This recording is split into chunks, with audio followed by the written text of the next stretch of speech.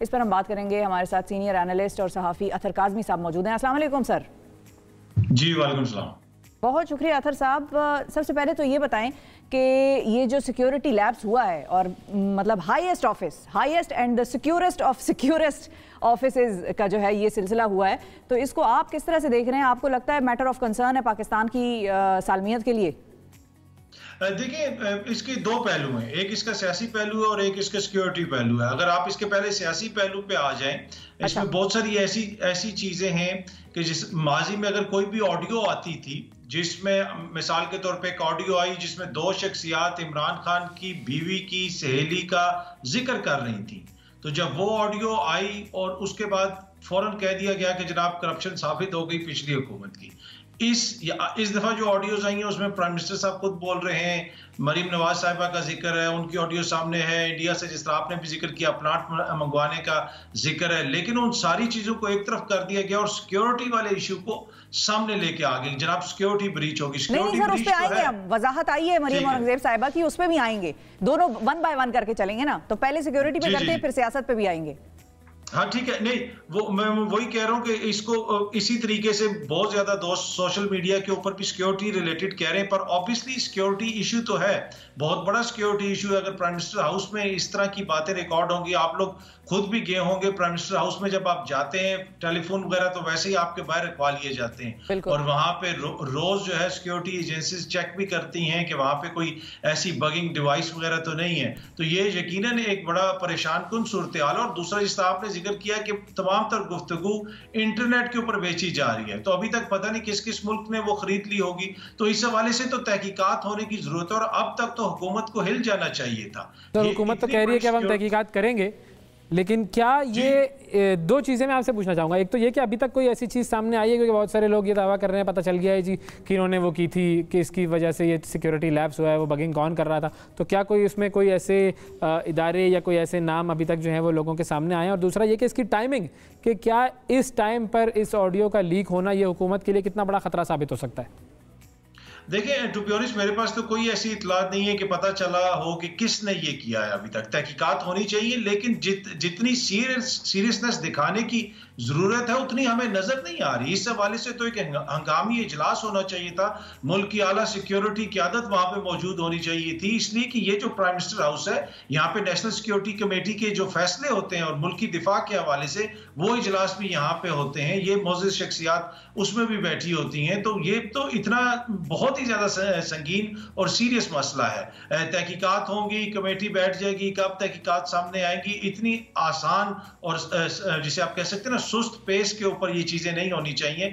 जहां तक टाइमिंग का ताल्लुक है, देखिए इस तरह की ऑडियो किसी भी टाइम पे आए तो वो बड़ी अहम होती है, लेकिन इस वक्त जो मुल्क की हालत है वो आपको भी पता है कि जिस किस्म की हुकूमत चल रही है। कल लंदन में फैसला किया गया कि पाकिस्तान का वजीर खजाना तब्दील करना है और नए वजीर खजाना को लेने के लिए दूसरी दफा एक हफ्ते के दौरान प्राइम मिनिस्टर साहब लंदन पहुंचे। तो इस वक्त जो टाइमिंग है वो तो आपको पता ही है कि उसकी क्या सिचुएशन है, लेकिन ओवरऑल जो हमें केओस नजर आ रहा है हुकूमत के अंदर, इस सारे एपिसोड के अंदर भी हमें वो नजर आता है। अच्छा सर, जो इंडिया से पावर प्लांट मंगवाने वाला मसला है, वो पावर प्लांट ज़ाहिर है अचानक से तो नहीं आ जाएगा ना, इंडिया में अचानक से जो है उसके ऊपर काम शुरू हो जाएगा। ये तो पिछली हुकूमत के दौर में हुआ होगा। देखिए, जो जिस मर्जी दौर में हुआ हो उसमें अहम चीज ये है अवैस कि अगर आज आप एक कारोबार कर रहे हैं, क्या आपके पास ये प्रिविलेज हासिल है या पाकिस्तान के किसी भी शहरी के पास ये प्रिविलेज हासिल है कि वो रात को व्हाट्सएप के ऊपर वजीर आजम के प्रिंसिपल सेक्रेटरी को ये कहे कि जनाब हमारा प्लांट है, इसको जरा जल्दी करें। मुल्क में कितने ऐसे प्लांट हैं या कितने ऐसे बिजनेसेस हैं या कितनी ऐसी हाउसिंग सोसाइटीज हैं जिनके हवाले से डायरेक्ट वजीर आजम को बताया जा रहा होता है कि उसका ये ग्रिड करना है और आगे से वजीर आजम कह रहा होता है वो हमारे बच्चों की तरह मरियम का दामाद है। तो यहाँ पे तो आपको एक फैमिली बिजनेस डिस्कस होता हुआ आप सुन रहे हैं ना। क्या पाकिस्तान के दीगर बिजनेसेस भी ऐसे डिस्कस करते हैं प्राइम मिनिस्टर साहब? तो ये इशू है यहाँ पे कि आप अपने ओहदे को अपने फैमिली को फायदा पहुंचाने के लिए यूज कर। बंदा वजीर आजम हो और फैमिली का काम भी ना करे तो फैमिली कितना लान तान करेगी कि भाई क्या फायदा आपके वजीर आजम बनने का। बिल्कुल, लेकिन अतर साहब साथ में लोग ये भी कह रहे हैं कि हमें तो पता है इमरान खान साहब रोजाना अपनी तकारीर में कहते हैं कि ये फैमिली जो है ये नेपोटिज्म पे चलती है या ये डायनास्टिक पॉलिटिक्स है, सबसे ज़्यादा फैमिलीज को ही फ़ायदा पहुंचाया जाता है इस सियासी निज़ाम का। तो इसमें कोई नई चीज़ नहीं है जिसका इंकशाफ हुआ हो। हाँ, लीक हो गई है, वो सिक्योरिटी का मसला ज़्यादा है, इनके बारे में तो पता है कि ये क्या कार्रवाइयाँ होती हैं। तो लोगों का ये भी कुछ लोगों का कहना है।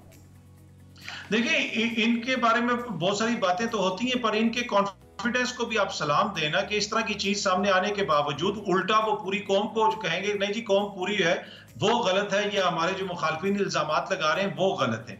लेकिन देखें, ये बड़ा सीरियस मसला है। जिस तरह आपने कहा कि जौहरी ताकत है और जौहरी ताकत की सिक्योरिटी इस तरह ब्रीच हुई है, तो लेकिन जौहरी ताकत में निज़ाम हुकूमत शिफा किस तरह चलाया जा रहा है कि जहां पे वजीर आजम के प्रिंसिपल सेक्रेटरी को एक गैर मुतल्लका शख्सियत हुक्म दे रही है, बंदे बैठ के फैसला कर रहे हैं किसके इस्तीफे मंजूर करने हैं, किसके इस्तीफे मंजूर नहीं करने।